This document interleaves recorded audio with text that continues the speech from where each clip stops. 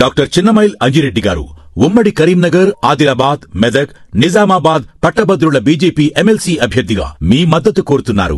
తెలంగాణలో పార్టీ ఏముందని ప్రశాంత్ కిషోర్ సలహా ఇస్తాడు.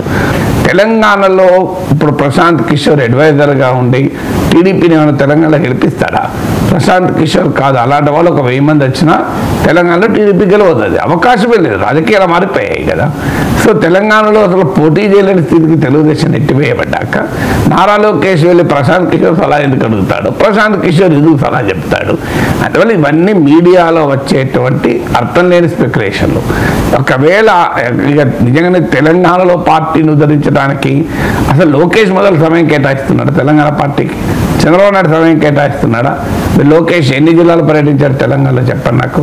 చంద్రబాబు నాయుడు ఎన్ని జిల్లాలు పర్యటించాడు చెప్పండి. అసలు తెలంగాణలో తెలుగుదేశం పార్టీ ఏమైనా యాక్టివిటీ ఉందా? అలాంటి ప్రశాంత్ కిషోర్ ఏం చేయగలుగుతాడు? ఇప్పుడు అసలు స్కూల్కే పోను వానికి ఐఐటి కోచింగ్ ఇస్తాడు ఎవడన్నా?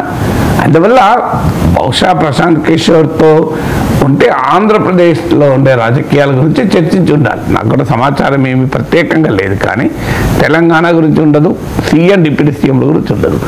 ఆంధ్రప్రదేశ్లో ఉండేటువంటి రాజకీయ అభిప్రాయం ఏంటి? బలాబలాలు ఏమైనా మార్పు వస్తుందా? ప్రభుత్వం పైన ఏమైనా అసంతృప్తి ఉందా, సంతృప్తి ఉందా? ప్రభుత్వం అనుసరించేటువంటి వ్యూహాల వల్ల ఏ రకమైన ప్రభావం పడుతుంది?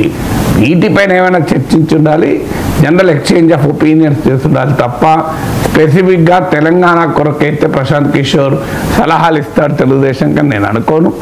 తెలుగుదేశాన్ని తెలంగాణ లేదా అధికారం తెప్పించడానికి ప్రశాంత్ కిషోర్ లాంటి టాప్ ఎలక్షన్ స్ట్రాటజిస్ట్ టీడీపీ పెట్టుకుంటుందని అనుకోను. వాళ్ళు పెట్టుకున్న ముందు ఆంధ్రప్రదేశ్ పెట్టుకుంటుంది, తెలంగాణ పెట్టుకుంటుందా?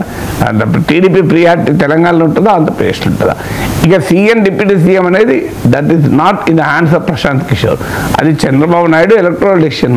అది అవకాశమే లేదు. చీఫ్ మినిస్టర్గా చంద్రబాబు నాయుడు యాక్టివ్గా ఉన్నంత కాలం ఆ ప్లేస్లో లోకేష్ని తీసుకొచ్చి పెట్టి టీడీపీ సెల్ఫ్ గోల్ కొట్టుకుంటుందా? ఎందుకంటే ప్రజలు ఇచ్చినటువంటి తీర్పు చంద్రబాబు నాయుడు తీర్పు, లోకేష్ తీర్పు కాదు. అదంతా అమాయకత్వం కాదు. బుచ్చయ్య చౌదరి లాంటి వాళ్ళు అన్నది కరెక్ట్. అది ఇక డిప్యూటీ స్పీకర్ అనేది పవన్ కళ్యాణ్ చంద్రబాబు నాయుడుల మధ్య టీడీపీ జనసేనల సంబంధాలతో రిలేట్ అయింది. అది లోకేష్తో సంబంధం ఉన్నది కాదు, ప్రజలతో సంబంధం ఉన్నది కాదు.